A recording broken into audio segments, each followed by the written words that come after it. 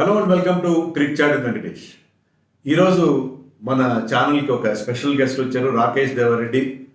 Is a familiar figure, మీరు చూసే ఉంటారు. అనేక టీవీ డిస్కషన్స్లో మేము చాలాసార్లు కలిసి చేసాం, కామెంటరీ కూడా చేసాం. Recently has done commentary for the world cup also. Star స్పోర్ట్స్కి వరల్డ్ కప్కి తెలుగు కామెంటరీ చేశారు రాకేష్ రెడ్డి. అండ్ నేను మన ఛానల్లో కూడా నేను ఎక్కువ ఇంటర్వ్యూస్ చేయను, మీకు తెలుసు కదా. ఇంటర్వ్యూస్ కానీ చాలా ఒకటి రెండు సందర్భాల్లో జూమ్ ఇంటర్వ్యూస్ ఒకటి రెండు చేసింది తప్పిస్తే నేను అంతా మన మొన్నలాగే ఉంటుంది మామూలుగా. కొత్త సంవత్సరంలో కొత్తగా చేయదలిచాను. సో వెల్కమ్ రాకేష్, మా షోకి వచ్చినందుకు చాలా సంతోషం. సో రాకేష్ ఇంతకుముందు యుఎస్లో ఉండి వచ్చారు. 3 years బ్యాక్ ఇండియా వచ్చి అక్కడ యుఎస్లో he has taken up coaching assignments also. Cricket కోచ్గా ఉన్నారు. So he has got plenty of experience. So ఈరోజు నేను రాకేష్ ఏం డిస్కస్ చేస్తున్నామంటే, ఇవాళ మరి కాసేపట్లోనూ సాయంత్రం మోస్ట్లీ ఈవినింగ్ వస్తుంది, ఇండియా ఆఫ్ఘనిస్తాన్ టీం అనౌన్స్ చేస్తారు. ఆ అనౌన్స్మెంట్ ముందు టీంలో మనకి చాలా ఇంట్రెస్ట్ ఉంది. ఎందుకంటే మామూలుగా ఆఫ్ఘనిస్తాన్ టీం అంటే మనకు అంత ఇంట్రెస్ట్ ఉండదు. కానీ ఎందుకు ఇంపార్టెంట్ అంటే సీనియర్స్ ఉండరా, ముఖ్యంగా those 2 great players, legends of the game, Rohit and Virat టీంలో ఉంటారా లేదు. ఎందుకంటే వీళ్ళు దీంట్లో ఉన్నారంటే వరల్డ్ కప్ కూడా ఉండే అవకాశాలు చాలా ఉంటాయి. అందుకే సెలెక్టర్స్ కూడా ప్రస్తుతం సౌత్ ఆఫ్రికాలో ఉండి వాళ్ళు టీమ్ సెలక్షన్ విషయంలో చాలా టైం తీసుకుంటున్నట్టుగా మనకు తెలిసింది. సో వీళ్ళిద్దరిని కన్సల్ట్ చేశారు. వాళ్ళిద్దరు మేము అవైలబుల్ అని చెప్పాను అంటున్నారు. నేను మార్నింగ్ కూడా వీడియో చేశాను, దాంట్లో ఏం చెప్పారంటే వీళ్ళిద్దరు ఉండే అవకాశాలు ఎక్కువ ఉన్నాయి. ఎందుకంటే యుఎస్లో గేమ్ చేస్తున్నారు. రాకేష్ ఆల్సో నోస్, అక్కడ ప్రమోట్ చేయాలి. అక్కడ ఎన్ఆర్ఐస్ ఉన్నారు అందరూ. సో అక్కడ సూపర్ స్టార్స్ లేకుండా, ఇప్పుడు బాహుబలి సినిమా తీసి దాంట్లో ప్రభాస్ లేకుండా ఉంటే ఎలా ఉంటుంది, అలాగా రోహిత్ విరాట్ లేకుండా అక్కడ వరల్డ్ కప్ ఆడితే దానికి పెద్ద వాల్యూ ఉండదు. సో అందుకని ఖచ్చితంగా ఉంటారు వాళ్ళు. కానీ నాకేమనిపిస్తుందంటే, మనం 2007లో T20 వరల్డ్ కప్ ఆడినప్పుడు ధోని నాయకత్వంలో సీనియర్స్ సచిన్, ద్రావిడ్, గంగూలీ లాంటి వాళ్ళని పక్కన పెట్టి వెళ్ళి మనం జూనియర్ టీంతో వెళ్ళి ఎవరు ఊహించిన విధంగా కప్ ఎగరేసుకొచ్చాం. అదే రకంగా ఈసారి కూడా మనం ఎందుకు యంగ్స్టర్స్తో వెళ్ళకూడదు అని నాకు అనిపిస్తుంది అంటే I have nothing against Rohit or Virat, but నా జనరల్ ఫీలింగ్ ఏంటంటే అలా వెళ్తే ఎలా ఉంటుంది అనేది నా అభిప్రాయం. సో రాకేష్, నా అభిప్రాయం అది. వీళ్ళిద్దరూ లేకపోతే నేను అనేది ఏంటంటే 2-3 రీజన్స్ కాదు. ఒకటేంటంటే మనం కొత్త ధనంతో వెళ్దాం. ప్రెషర్, మనకి ఎక్స్పెక్టేషన్స్ ఉండవు. యంగ్ టీం వెళ్ళింది, ఓడిపోయినా మనకు ప్రతిసారి డిసప్పాయింట్ అయ్యి ఆ డిసప్పాయింట్మెంట్ బయటికి రాలేకుండా ఉన్నాం. సో యంగ్ టీంతో వెళ్దాము, ప్రయోగం చేద్దాము. వాడు ఓడిపోయినా మనకు పెద్ద ఇబ్బంది అనిపిస్తుంది ఒకటి. రెండోది, వీళ్ళకున్న fearlessness. I'm not saying that వీళ్ళేదో మా రికార్డులు ఉన్నాయని ఫియర్తో ఆడుతున్నారు కాదు. యంగ్స్టర్స్లో ఆటోమేటిక్గా ఒక ఫియర్లెస్నెస్ ఉంది. మూడోది ఏంటంటే, విరాట్ అవుట్ అయినా రోహిత్ అవుట్ అయినా అవతల టీం వాళ్ళ స్టాక్ రైజ్ అయిపోతుంది. వాళ్ళు బ్రహ్మాండంగా పుల్లులు అయిపోతారు. అలా కాకుండా విరాట్ కోహ్లీ ప్లేస్లో ఇంకో ప్లేయర్ అవుట్ అయితే that is just a wicket, దానికి అంత వాల్యూ ఉండదు. సో వీళ్ళు కూడా పెద్ద ప్రెషర్ ఫీల్ అవ్వకుండా ఆడతారేమో అని ఒక ఫీలింగ్ ఉంది. సో ఇంకొక ఫ్యాక్టర్ కూడా ఉంది, మనకి కొన్ని రోల్స్ కొంతమంది ప్లేయర్స్ దొరుకుతున్నారు. మనం సీనియర్స్ ఆడించడం వల్ల కాంప్రమైజ్ అవుతూ మనం ఆ రోల్స్లో ఆడాల్సిన ప్లేయర్స్ని ఆడించలేకపోతున్నామో అని అనిపిస్తుంది. బట్ మీ అభిప్రాయం what you think about it? Sir, I think firstly, thank you, sir. Special guest Ananu, because you are like my mentor, father figure. So Venkatesh sir and inkoka Sudhir sir iddaru nannu chaala encourage chesaru after moving back to India. Inka coming back to me question ki sir, yeah, absolutely. ఇప్పుడు ఉన్న situations లో చూస్తే cricket ముందుకు వెళ్తున్న విధానం చూస్తే definite గా transition అనేది ఇంపార్టెంట్. ట్రాన్సిషన్ రావాలి. కానీ మనం ఇక్కడ ఆలోచించాల్సింది ఏంటంటే, ఇండియాకి T20 వరల్డ్ కప్ కూడా చాలా క్రూషియల్. ఎందుకంటే మనము ధోని క్యాప్టెన్సీలో గెలిచిన తర్వాత మళ్ళీ T20 వరల్డ్ కప్ అనేది అసలు it has become like anything. మనం లాస్ట్ టైం కాకుండా దానికి ముందు యూఐలో జరిగినప్పుడు అయితే చూసాం ఎంత డ్రాస్టికల్ పర్ఫార్మెన్స్ ఉండేది ఇండియా. సో దాన్ని దృష్టిలో పెట్టుకుని చూస్తే డెఫినెట్గా సీనియర్స్ ఉండడం ఇంపార్టెంట్ అనిపిస్తుంది. అండ్ మోర్ ఇంపార్టెంట్లీ ఇంకొక ఇంపార్టెంట్ థింగ్ ఏంటి, సీనియర్స్ ఎందుకు ఉండాలి టీంలో అంటే, మనం ఆడేది జస్ట్ లీగ్ మ్యాచెస్ అమెరికాలో ఆడతారు, న్యూయార్క్ అండ్ ఇలాంటి సిటీస్లో. ఆ తర్వాత నెక్స్ట్ వచ్చే మ్యాచెస్ అన్నీ కూడా you have to play in Caribbean islands. So అక్కడ ఎలా ఉంటాయి పిచెస్ అంటే, అందరికీ తెలిసిందే అక్కడ స్లో ఉంటాయి, అంత ఈజీగా బ్యాటింగ్ ఫ్రెండ్లీ వికెట్స్ ఉండవు, గ్రౌండ్స్ కండిషన్స్ కూడా బాగాలేవు. ఎందుకంటే వెస్టిండీస్ క్రికెట్ వాళ్ళు ఫినాన్షియల్ గా చాలా ఇబ్బంది పడుతున్నారు. సో ఏ రకంగా చూసినా కూడా బ్యాటింగ్ ఫ్రెండ్లీ వికెట్స్ అయితే అస్సలు ఉండవు. మన ఇండియన్ బ్యాటర్స్ ఏంటంటే ఇండియాలో ఆడి ఆ ఫ్లాట్ వికెట్స్ లాగా లేదంటే తార్ రోడ్ లేదంటే డాంబర్ రోడ్ మీద ఆడినట్టు సిమెంట్ వికెట్ ప్రిసైజ్ మంచిగా బ్యాటింగ్ ఫ్రెండ్లీ వికెట్స్ మీద ఆడి ఒకటేసారి షిఫ్ట్ అయిపోయి, బికాస్ మనం ఇక్కడ గుర్తుంచుకోవాల్సింది ఏంటంటే దానికంటే ముందు ఇండియా విల్ ప్లే ఐపీఎల్.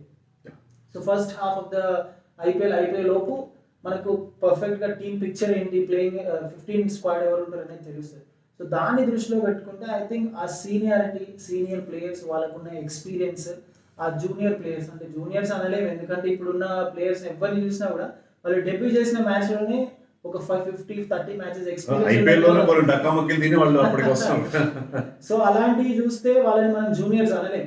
వాళ్ళు నెంబర్స్ వైజ్ చూస్తే ఇంటర్నేషనల్ లో ఇన్ఎక్స్పీరియన్స్ ప్లేయర్స్ కావచ్చు, బట్ వాళ్ళకి రియల్ ఎక్స్పీరియన్స్ అనేది చాలా ఎక్కువ ఉంది ఐపీఎల్ ఆడడం వల్ల. బట్ ఆన్ వన్ కండిషన్, ఎప్పుడైతే మీరు ఇండియన్ జెర్సీ వేసుకొని ఆడతారో డెఫినెట్ గా ప్రెషర్ అనేది ఉంటుంది. సో ఆ ప్రెషర్ ని హోల్డ్ చేయడం ఈ కొత్త ప్లేయర్స్ వల్ల అవుతుందా అవుదా, అదేమో బయలాటరల్ సిరీస్ కాదు, it's world cup. And already India మీద ఆ నెగిటివ్ టాక్స్ ఉంటూనే ఉన్నాయి. బయలాటరల్ సిరీస్ లో పులులు లాగా ఆడతారు, ఆ తర్వాత వరల్డ్ కప్స్కి వచ్చే వరకు వీళ్ళు లీగ్ గేమ్స్ లో సూపర్ గా ఆడతారు, సెమీఫైనల్స్ ఫైనల్స్కి వచ్చే వరకు ఇబ్బంది పడుతుంది. సో దీన్ని దృష్టిలో పెట్టుకుంటే I think Rohit and Kohli definite గా కొంచెం కీ రోల్ ప్లే చేస్తారు, వాళ్ళు ఉండాల్సిందే అనేది నాకు అనిపిస్తుంది. అదే మీరు చెప్పినట్టుగా you have taken that example of 2021 T20 world cup. అక్కడ విరాట్ కోహ్లీ ఆడిన మాన్యుమెంటల్ ఇన్నింగ్స్ వల్ల మనం పాకిస్తాన్ మీద ఓడిపోయే మ్యాచ్ గెలిచాం. సో అలా ఆడాలంటే మీకు ఎక్స్పీరియన్స్ కావాలి, ఇలాంటి సిచ్యుయేషన్స్ చూసి ఉండాలి. సో అది ఆడడం మామూలుగా కొత్త ప్లేయర్స్కి అది సాధ్యమయ్యే పని కాదు. ఐ డు అగ్రీ తప్పదు. కానీ మీరు ఇందాక చెప్పినట్టుగానే రోల్స్ తీసుకున్నాం. ఇప్పుడు విరాట్ కోహ్లీ రోహిత్ ఇద్దరు ఆడుతున్నారు అనుకుందాం. ఆడుతున్న నేపథ్యంలో ఎవరుంటారు లెవెల్లో? గిల్ అండ్ రోహిత్ ఓపెన్ చేస్తారు. గిల్ మీద సెలెక్టర్స్ విపరీతమైన నమ్మకం ఉంది. అతను T20 ఫార్మాట్ అన్ని ఫార్మాట్లు ఆడిస్తారు. 3లో విరాట్ కోహ్లీ ఆడతారు, 4లో మనకి సూర్యకుమార్ ఆడతారు, 5లో కేఎల్ ఆడించారు. మరి కీపర్ కావాలి మీకు. అదే మీరు ఇషాన్ కిషన్ 5లో ఆడించలేరు, ఎందుకంటే అతను మిడిల్ ఆర్డర్లో అంత ఎఫెక్టివ్ కాదు. సో కేఎల్ రాహుల్ ఆడించాలి మళ్ళీ. తర్వాత 6లో హార్దిక్ పాండ్యా, 7లో జడేజా. ఆల్మోస్ట్ సేమ్ టీం ఉంది. లాస్ట్ టైం ఆడిన గిల్ తప్పిస్తే అందరూ అవే ముఖాలుగా అవి వాళ్ళే ఉన్నారు. ఇంకా మనం ఏం కొత్తదనం తీసుకొస్తున్నాం అంటే, ఇంతకుముందు వరుసగా 2 వరల్డ్ కప్స్ మనం సెమీస్కి వెళ్ళి ఒకసారి సెమీస్ కూడా వెళ్ళలేదు, ఒకసారి సెమీస్కి వెళ్ళి ఓడిపోయాం. అప్పటికి ఇప్పటికి ఏం మార్పు ఉన్నది? ఏం మార్పు లేదు కదా. అదే టీంతో వెళ్తే మళ్ళీ అదే సిచ్యుయేషన్ ఉండేట్టుగా. బ్యాటింగ్ గురించి మాట్లాడుతున్నాం, బౌలింగ్లో పెద్దగా మనకి సేమ్ ఫేసెస్ ఉన్నాయి. బ్యాటింగ్ విషయానికి వస్తే మరి అక్కడ ఈ cannot even accommodate Rinku Singh బ్రహ్మాండానికి ఫినిషర్ గా ఉన్నాడు. I would like to see Rinku Singh playing at number 6. కానీ ఇప్పుడున్న ఆ సినేరియోలో you cannot play Rinku Singh, you cannot play Yashasvi Jaiswal, you cannot play Ishan Kishan, Tilak Varma, వీళ్ళు ఎవరిని ఆడించుకోలేని పరిస్థితి. మరి మీరు ఆ కొత్తదనాన్ని, ఆ ఎక్స్ప్లోజివ్ బ్యాటింగ్, ఆ ఫియర్లెస్నెస్, లెఫ్ట్ హ్యాండర్స్, ఇలా నేను చెప్పిన దాంట్లో లెఫ్ట్ హ్యాండర్స్ ఉన్నారా? ఎవరు లేదు. జడేజా ఒకటే ఉన్నాడు. 7లో జడేజా ఉన్నాడు. సో మన లెఫ్ట్ రైట్ కాంబినేషన్ గురించి బోర్డు మాట్లాడుకున్నాం అనేక సందర్భాల్లో. లెఫ్ట్ రైట్ లేదు. అండ్ లెఫ్ట్ రైట్ మాట్లాడుకున్నాం. లెట్స్ సే ఇప్పుడు మీరు రింకు సింగ్ కి ఇంటర్నేషనల్ ఆపర్చునిటీ ఇచ్చారు, జైస్వాల్ కి ఇంటర్నేషనల్ ఆపర్చునిటీ ఇచ్చారు, తిలక్ ఇచ్చారు, అండ్ దాని ఇంకో కొత్త కీపర్ ట్రై చేయడానికి అని చెప్పి జితేష్ శర్మ. సో వీళ్ళందరికీ ఛాన్స్ ఇచ్చి మీరు తీరా వరల్డ్ కప్ వచ్చే వరకు మీరు అన్నట్టు డెఫినెట్ గా మళ్ళీ అదే టీం వస్తుందా అన్న భయం కూడా కనిపిస్తుంది. సో ఇక్కడ మనము డిస్కస్ చేయాల్సిన పాయింట్ ఆ ప్రెషర్ కొత్త వాళ్ళ వల్ల హోల్డ్ చేయగలుగుతారా లేదా అనేది ఒక పాయింట్ అయితే, ఇక్కడ సెలెక్టర్స్ ఎంత బోల్డ్ గా డెసిషన్ తీసుకుంటారు అనేది కూడా అంతే ఇంపార్టెంట్. బికాస్ సెలెక్టర్స్ చేతుల్లో ఉంటుంది. మనం ఎంత కాదన్నా అక్కడ కెప్టెన్ ఇన్వాల్వ్ అవుతాడా అంటే డెఫినెట్ గా ఎంతో కొంత. ఒక్కటే రాకేష్, సెలెక్టర్ల చేతిలోనే ఉంటుంది ఇంత పెద్ద డెసిషన్. BCCI చేతిలో కూడా ఉంటుంది. అబ్సల్యూట్లీ. ఎందుకంటే మనం ఆల్రెడీ ఇంతకుముందు అనుకున్నట్టుగానే వాళ్ళు కమర్షియల్ కన్సిడరేషన్స్ జైషా ఒప్పుకోవాలి దాంట్లో. ఎందుకంటే వీళ్ళని డ్రాప్ చేయడం అనేది కేవలం అజిత్ అగర్కర్ చేతిలోనో రాహుల్ ద్రావిడ్ చేతిలోనో ఉండేది కదా. BCCI ఇంట్రెస్ట్లు ఉంటాయి, కమర్షియల్ ఇంట్రెస్ట్లు. కానీ ఇంత పెద్ద ప్లేయర్స్ని డ్రాప్ చేస్తే అంటే వాళ్ళు ఆల్రెడీ అవైలబిలిటీ చెప్పారంటున్నారు. వాళ్ళు మేము అవైలబుల్ ఉన్నామని చెప్పి వాళ్ళతో కన్సల్ట్ చేశారు. మేము వీఆర్ అవైలబుల్ అని వాళ్ళు చెప్పినట్టుగా మనకు అఫీషియల్గా రాలేదు, కానీ మాత్రం వచ్చింది.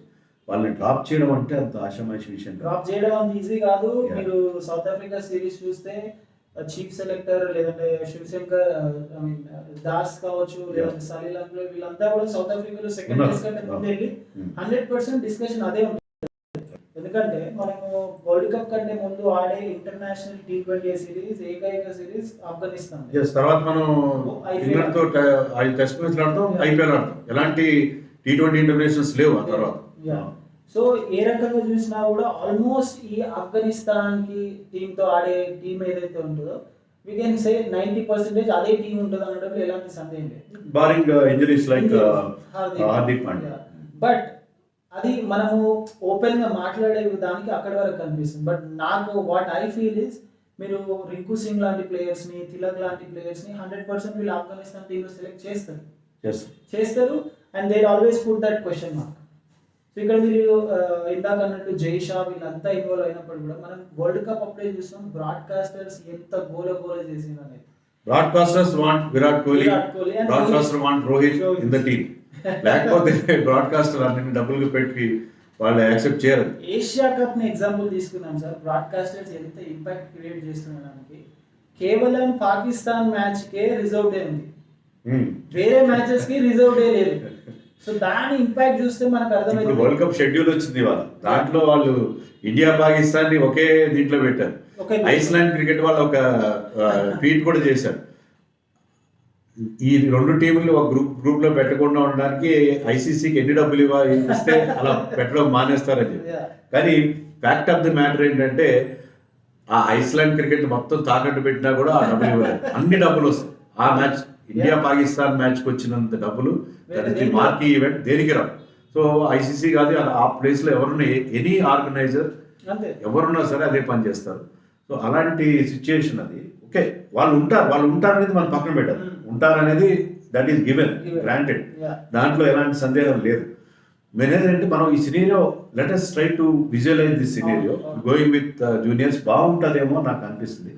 లెట్ us థింక్ అలౌట్, మనం లోపల ఉన్న ఫీలింగ్ బయటకు మనం మాట్లాడుకున్నాం అంత తప్ప ఏం కాదు. అలా అయితే ఒక ఫ్రెష్నెస్ ఉంటుంది, ఓడిపోయిన బాధ ఉండదు అని నాకు అనిపిస్తుంది. సార్ మీరు చెప్పింది 100% ఐ అగ్రీ విత్ ఇట్. నేననే కాదు, ఈవెన్ ఇప్పుడు కామెంటరీ ప్యానల్ ఉన్న క్రికెట్ పండిట్స్ లాంటి సునీల్ గవాస్కర్ లాంటి వాళ్ళు కూడా అగ్రీ చేస్తారు. డెఫినెట్ గా మనకు ఆ ట్రాన్సిషన్ పీరియడ్ జరగాలి. ఆ ట్రాన్సిషన్ కూడా ఎంత స్మూత్ గా జరగాలని అంటే let's say Rohit next 1 year లో రిటైర్ అవుతున్నారు అన్నప్పుడు తనకి బ్యాకప్ ప్లేయర్ గా ఎవరు అనేది ఆల్రెడీ టీమ్ మైండ్ లో ఉండాలి, సెలెక్టర్స్ మైండ్ లో ఉండాలి, కోచ్ మైండ్ లో ఉండాలి. సో ఇక్కడ ఇండియాకి వచ్చే వరకు ఏమవుతుందంటే ఆ ట్రాన్సిషన్ పీరియడ్ అనేది ఎప్పుడు స్మూత్ గా జరగట్లేదు. అట్లీస్ట్ ధోని క్యాప్టెన్సీ ఒక్కటే స్మూత్ గా జరిగింది. ఆ తర్వాత ప్లేయర్స్ విషయంలో మీరు వరల్డ్ కప్ విషయం తీసుకోండి, 50 over వరల్డ్ కప్ లో నెంబర్ 4 స్పాట్ కోసం ఎంత ఇబ్బంది పడింది.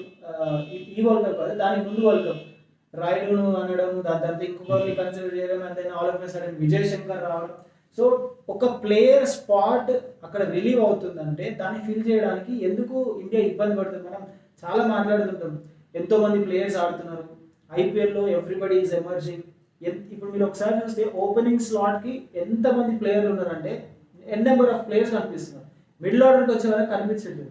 సో ఇక్కడ లోపం ఇక్కడ జస్ట్ దట్ మనం ఈ యంగ్స్టర్స్ T20 వరల్డ్ కప్ లో ఉంటే బాగుండనేది మాట్లాడుతున్నాం. బట్ అలా ఉండాలి అని అంటే ఈ డొమెస్టిక్ సర్క్యూట్ ఏదైతే ఉందో దాంట్లో స్పెసిఫిక్ గా మనకు ఏ స్లాట్ కి ఎవరెవరు కావాలి. కెన్ యూ ఇమాజిన్ మనకు హార్దిక్ పాండ్యా తప్ప, హార్దిక్ ఇంజురీ అయినా కూడా తనని దాచిపెట్టి తను రెడీ అయినప్పుడు తీసుకొచ్చి ఆడిపిస్తున్నారు తప్ప ఇంకొక ప్లేయర్ హార్దిక్ లేకుండా మేము ఆడతామనే విధంగా తయారవ్వట్లేదు. అంటే సంబడి లైక్ వెంకటేష్ అయ్యర్ లాంటి వాళ్ళు రూమ్ చేయలేదు. వాళ్ళకి లాంగ్ రన్ ఇచ్చేసి ప్రయత్నం చేయాల్సింది, అతని చేత ప్రతి మ్యాచ్ లో కనీసం 5 overs బౌలింగ్ వేయించాల్సింది. ఎందుకంటే అతను కొంతవరకు ఆ స్లాట్ ని ఫిలప్ చేయగల ఒక ప్లేయర్ గా కనిపించాడు, కానీ అది మనం చేయలేదు. సో వాట్ ఈ సెట్ ఈస్ రైట్. ఎందుకంటే ట్రాన్సిషన్ సరిగ్గా జరగట్లేదు. ట్రాన్సిషన్ అక్కడే ప్లేయర్స్ విషయంలోనే కాదు, నాకేమనిపిస్తుంది అంటే కోచ్ విషయంలో జరగలేదు. 100% మన బోర్డుకి తెలియదా Rahul Dravid term one day world cup అయిపోతుందని చెప్పి కొత్త వాడిని ఎందుకు తయారు చేసుకోలేదు? ఆలోచించి ద్రావిడ్నే మళ్ళీ కంటిన్యూ చేయమని ఎప్పటివరకు కంటిన్యూ చేయమన్నారు? కేవలం ఈ T20 వరల్డ్ కప్. ద్రావిడ్ లాంటి ప్లేయర్ని, అంత లెజెండరీ పర్సనాలిటీని మీరు ఏదో ప్రొబేషన్లో పెట్టినట్టు T20 వరల్డ్ గెలిపిస్తే నేను కంటిన్యూ చేస్తాను లేకపోతే లేదన్నట్టుగా పెట్టడం ఏంటి? అంటే మీరు ఒక అడ్వాక్ నిర్ణయాలు తప్ప మీరు లాంగ్ టర్మ్లో ఆలోచించి ముందే మీకు తెలియదా? ఎందుకు చేయలేకపోతున్నారు? సో మనం ఇంకా బౌలింగ్ గురించి మాట్లాడుకోవాలి. తర్వాత బ్యాటింగ్లో కూడా మనం అనుకున్న చేంజెస్ కొంచెం, ఇది చాలామందికి ఇప్పుడు పడకపోవచ్చు మరి నేను చెప్తున్నది. బట్ మళ్ళీ మనం కంటిన్యూ చేద్దాం ఈ వీడియోని. నెక్స్ట్ వీడియోలో మనం కంటిన్యూ చేద్దాం. బౌలింగ్లో కూడా ఏమైనా మార్పులు కావాలా, మన ఆల్రౌండర్స్ ఏం చేయాలి, ఎంతమంది బౌలర్స్ వాళ్ళు టైలెండర్స్ ఎక్కువైపోతున్నారు, దాన్ని లేకుండా ఏం చేయాలి అనేది మనం నెక్స్ట్ వీడియోలో రాకేష్ విల్ బి దేర్. ఇదే మనం కంటిన్యూ చేద్దాం. ఇంకొక అంటే సినిమాని ఎట్లా 2 పార్ట్స్ చేస్తారో అలాగే వీడియోలు కూడా ఇప్పుడు ట్రెండ్ అయిపోయింది సార్. Yeah, సలార్ చేయాలి. 2 పార్ట్స్, బాహుబలి 2 పార్ట్స్, టీజర్ ఉండాలి. టీజర్ ఉన్నా కూడా చెప్తున్నాను. నెక్స్ట్ వీడియోలో ఏమంటాయి కూడా మీకు టీజర్ ఇస్తే చెప్తున్నాను. నెక్స్ట్ వీడియో మనం అండ్ ఆల్సో విల్ డిస్కస్. మీరు ఓకే అంటే యా బీసీసీఐ ఈ బోల్డ్ డిసిషన్స్ ఎందుకు తీసుకోవట్లేదు, బీసీసీఐ ఎవరు యాక్సెప్ట్ చేసినా చేయకుండా మోనోపోలీ డిసిజన్స్ ఉన్నాయి. ఎందుకంటే డెమోక్రసీ లాగా అందరిని ఇన్వాల్వ్ చేయలేదు. సెలెక్టర్స్ అంటే సెలెక్టర్స్ ఇన్వాల్వ్ చేయాలి అని అక్కడ ఏమైతుందంటే సెలెక్టర్స్ ఇన్వాల్వ్ అవ్వట్లేదు. మోస్ట్లీ బీసీసీఐ పెద్దలే ఇన్వాల్వ్ అవుతున్నారు. ఎస్, నేను అన్నీ ఒప్పుకుంటా. నాకు ఎలాంటి ప్యాకేజెస్ లో ఎలాంటి రెస్ట్రిక్షన్స్ లో ఇది ఓపెన్ హార్ట్ విత్ వెంకటేష్, ఏం problem discuss anything. So let us meet in the next video.